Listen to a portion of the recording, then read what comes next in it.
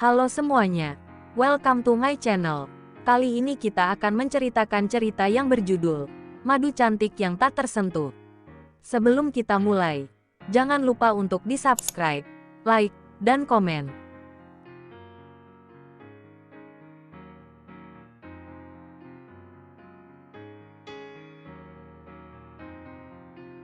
Episode 72, Curi-curi Pandang. Alhamdulillah, Oma hanya takut kamu menolak membuka hati lagi dengan orang baru.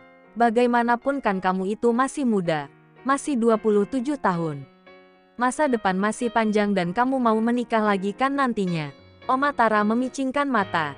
Belva tertawa kecil. Doakan saja, Oma, doakan agar aku berjodoh dengan seseorang yang baik. Baik secara agama dan hatinya. Amin. Kali ini, Oma nggak mau ikut campur soal pilihan hatimu. Siapapun, asalkan dia soleh, baik hati, dan kamu cinta sama dia, insya Allah Oma akan restui. Oma memeluk Belva. Terima kasih, Oma. Jadi, gimana proyek butik barunya? Sudah sampai mana? Tanya Oma. Aku hari ini baru mau ketemu sama Laila. Kebetulan aku konsultasi sama dia soal pembangunan dan arsitekturnya. Baru mau bahas gimana desain bangunan mentahannya dulu. Belva berdiri lalu berpamitan. Sementara itu di tempat lain, Kiai Rahman dan istrinya beserta Laila baru saja melihat rangkaian berita tentang Rafin. Mereka pun terlihat sangat prihatin dengan hal itu. Semoga saja Rafin bisa bertaubat dengan sungguh-sungguh. Atau kalau perlu, setelah dia bebas, kita sarankan saja untuk tinggal di sini. Belajar memperdalam ilmu agama bersama Rizwan, ujar Kiai Rahman. Tapi yang Umi dengar sih, setelah dia bebas, Givari akan mengirimnya ke London. Memantau perusahaan mereka di sana. Hajah, Ida berkomentar, sontak membuat Laila terbatuk. Kamu kenapa? Laila, baca doa makannya sebelum makan dan minum. Kiai Rahman memberikan air minum. Terima kasih, Abi. Laila meneguk air mineral itu dan sebelumnya membaca basmalah. Oh iya. Gimana rencana kamu ke depan? Katanya mau Abi tambahkan modal untuk membuka PT kontraktor. Tanya Kiai. Soal itu aku pikir-pikir lagi. Abi, aku juga masih nyari investor-investor besar. Ditambah dalam waktu dekat ini sih, aku dipercaya sama Mbak Belva untuk menjadi konsultan bangunannya. Ujar Laila. Baiklah kalau begitu. Oh ya, Abi baru mendapat kabar dari Givari. Katanya besok beliau dan istri akan silaturahmi ke rumah ini. Ada hal penting yang ingin dia bahas dengan kita. Mereka juga katanya ingin bertemu denganmu, Laila. Kiai menatap putri bungsunya. Oh ya, kira-kira mau membahas apa ya? Laila mengernyitkan dahi. Entahlah, kita tunggu saja besok, kata Kiai. Laila menghela napas dan menimpali. Jangan bilang mau bahas jodoh-jodohan. Kalau benar, aku nggak mau ketemu. Loh, belum apa-apa saja sudah berpikir yang tidak-tidak kamu. Nduk. Lagian kamu mau dijodohkan sama siapa? Wong anak mereka satu-satunya saja sedang mendekam di penjara. Komentar Hajah. Ida sedikit tertawa. Kiai Rahman terkekeh geli. Jauh sekali pikiranmu ini, Nak. Memangnya sudah siap kalau menikah tidak melalui perjodohan? Laila melebarkan mata. Aku belum kepikiran soal menikah. Dan aku gak mau dijodohkan. Lihat sendiri kan akibat perjodohan itu gimana. Mbak Belva sama Mas Rafin aja sampai begitu. Kiai Rahman dan Hajah, Ida hanya saling pandang dalam senyum. Mengerti perasaan putrinya yang mudah sekali emosian. Tenang saja, Nak. Abi dan Umi sepakat tidak akan menjodoh-jodohkanmu. Lagi pula, kamu ini kan anak keras kepala. Jutek, pasti susah mencari pendamping yang pas untuk gadis sepertimu. Seru Kiai Rahman, membuat wajah gadis itu langsung ceria. Alhamdulillah. Terima kasih, Abi. Akhirnya punya orang tua yang pengertian. Gak monoton dan otoriter. Hehe. Laila tersenyum senang. Tidak peduli ia dikatai seperti apa. Yang jelas ia merasa lega karena tidak perlu terikat dengan perjodohan. Ya, asalkan ada persyaratan yang mutlak dan ketat. Wajib soleh. Cerdas dalam ilmu agama. Pintar dan bertanggung jawab. Kamu juga jangan asal-asalan cari lelaki, ujar Kiai. Memangnya aku perempuan macam apa sampai asal-asalan milih calon suami? Aku juga punya kriteria sendiri. Abi, Umi, gak sembarang lelaki. Laila protes. Memangnya lelaki seperti apa sih yang kamu mau? Nak, tanya Hajah. Ida. Laila mengusap layar ponsel sembari tersenyum-senyum sendiri. Kemudian memperlihatkan sebuah potret aktor asal negeri gingseng bermata sipit yang sedang dicintai kalangan muda di tanah air. Nih kayak begini. Kim Bum. Ganteng. Pinter. Berbahagialah pasti kalau sama dia mah. Kekeh Laila, membuat abinya malah memelotot. Astagfirullah. Kamu mau jadi kafir. Jelas dia itu bukan muslim. Komentar Kiai sembari mengelus dada. Heran dengan anak muda zaman sekarang. Laila memasang wajah murung sembari mencebikkan bibir. Zaman dulu itu panutan yang pantas dicontoh menjadi suami adalah Baginda Rasul. Kamu itu sontoloyo sekali. Nduk, malah suka sama lelaki seperti itu. Kiai Rahman menggeleng-geleng kepala. Sementara istrinya hanya menahan tawa. Laila cemberut dan memasukkan kembali ponselnya ke dalam tas. Rasanya ia salah tempat kalau menunjukkan kekaguman pada seorang aktor di depan ayahnya. Pasti akan diceramahi siang dan malam. Oke, nanti aku cari lelaki yang soleh, ganteng, taat sama agama. Tapi yang muka-mukanya kayak aktor Korea juga ya, kayak Ustadz Denis. Laila tersenyum jahil menatap ayahnya. Kiai Rahman tertawa kecil. Tentu saja ia tahu siapa Ustadz itu. Ustadz yang cukup terkenal di TV sampai ke sosial media. Namun, memang sudah beristri. Ia pun mengerti kalau Laila hanya bergurau saja. Mau siapapun tidak masalah. Asalkan yang seiman, soleh. Tapi kalau dipikir-pikir, Abi jadi kasihan sama lelaki yang nanti jadi suamimu. Setiap hari harus disuguhkan muka jutek dan ketus begitu. Ledek Kiai Rahman membuat Laila kembali cemberut sementara uminya tertawa geli. Ya, kena lagi. Deh, gumam Laila yang selalu dibilang jutek dan ketus. Meskipun itu memang kenyataan. Kalau sama suami, nggak boleh begitu nanti. Harus selalu senyum dan bertutur kata yang bagus. Itu akan menjadi pahala untukmu. Hajah, Ida menambahi. Laila pun sebetulnya mengerti akan hal itu. Ia pun gadis yang cukup taat pada perintah agama dan paham mengenai nilai-nilai yang diajarkan oleh agamanya. Hanya saja jika sudah dihadapkan dengan orang tua, ia harus selalu mendengarkan apapun bentuk ceramah dan wejangannya. Iya, Umi, aku juga kalau sama suami gak mungkin jutek. Laila membela diri. Tapi Abi sering mendapat laporan. Kalau kamu itu selalu ketus dan jutek waktu anaknya Ustadz Zakir ingin berkenalan sama kamu. Apa itu benar?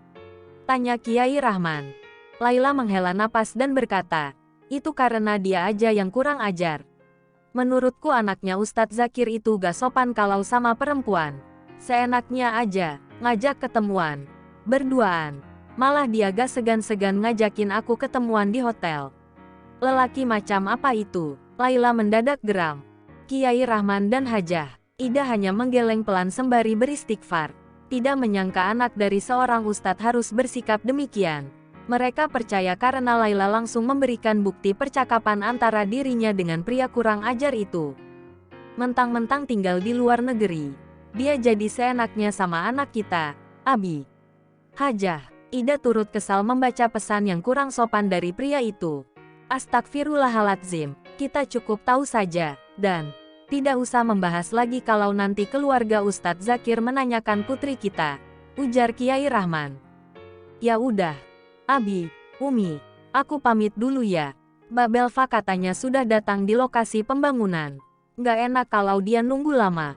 Laila kemudian berpamitan dengan orang tuanya dan membawa sketsa bangunan butik yang semalam baru selesai ia desain. Lokasinya memang tidak jauh dari pondok pesantren, hanya butuh waktu 10 menit jika naik kendaraan.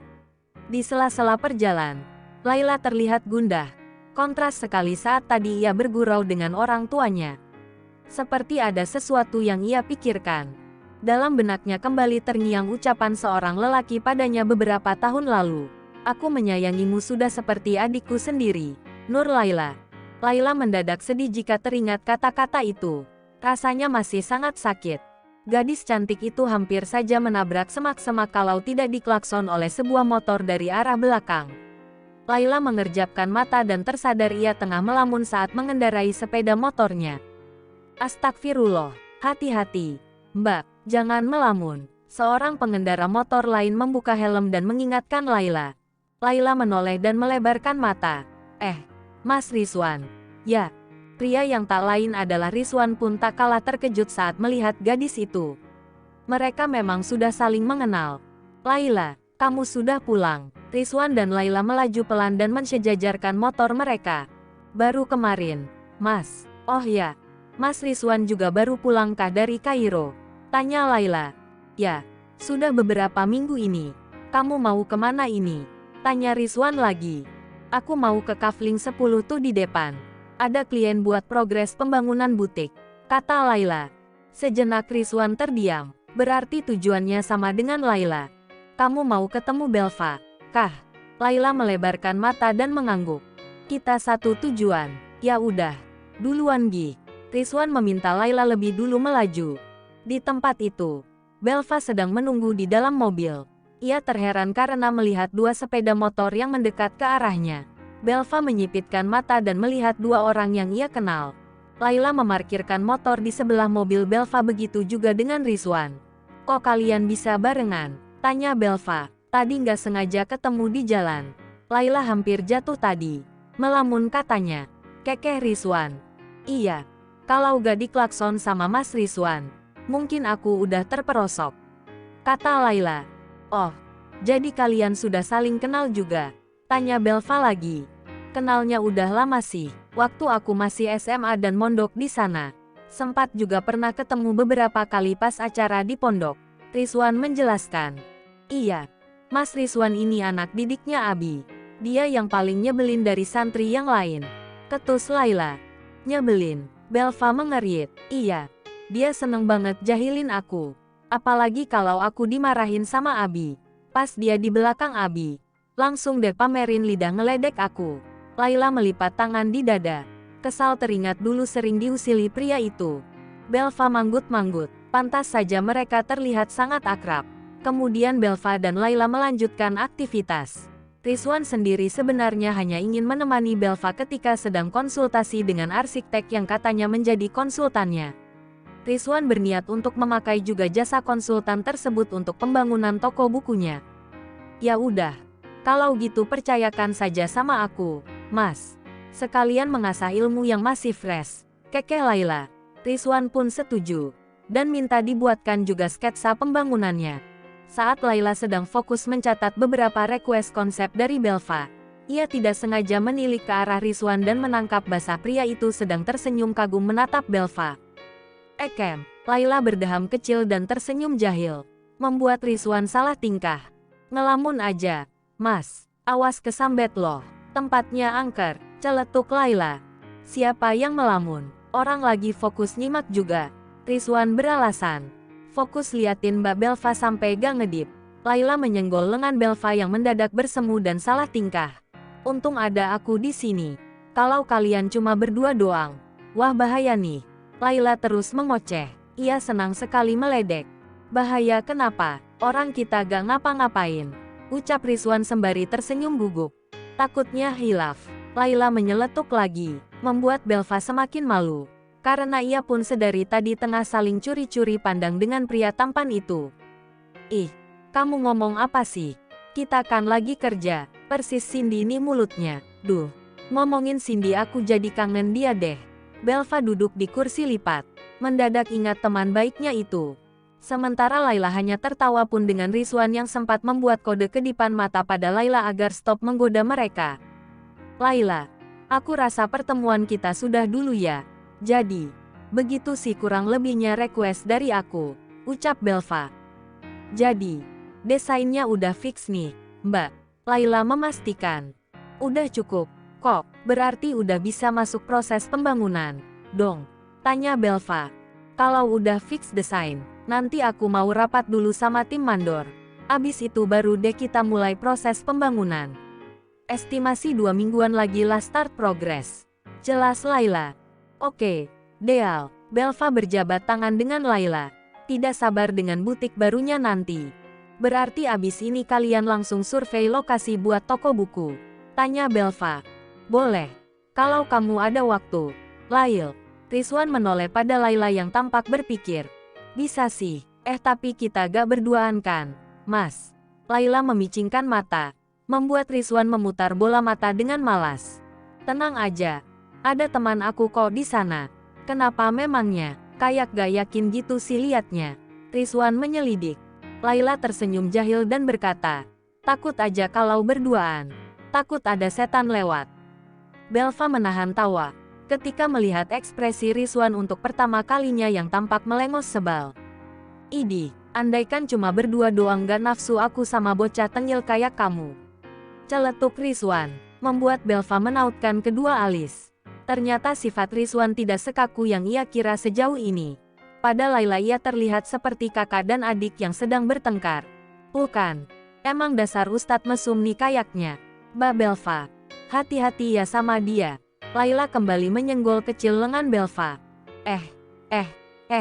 Sembarangan aja kalau ngomong. Udah langsung berangkat. Makin ngelantur omongannya, Rizwan kemudian menatap Belva dan ekspresinya langsung berubah menjadi manis. Belva, aku pamit ya. Kamu hati-hati di jalan. Terima kasih, Rizwan. Belva menangkupkan tangan. Aku juga pamit ya, Mbak. Kem. Kayaknya punya crush baru nih. Laila berbisik, sembari mengedikkan dagu ke arah Rizwan yang sudah duduk di motornya. Belva menautkan kedua alis seraya terkekeh kecil. Apaan sih? Orang cuma temenan aja. Teman apa demen? Goda Laila yang kemudian mendapatkan cubitan dari Belva. Lanjut teruslah, Mbak. Mas Rizwan lelaki yang baik, kok. Laila tersenyum manis, seolah meyakinkan Belva, padahal ia belum tahu apa-apa soal kedekatan keduanya. Tetapi sudah bisa menyimpulkan sendiri bagaimana perasaan Belva dan Rizwan hanya melalui tatapan mata masing-masing.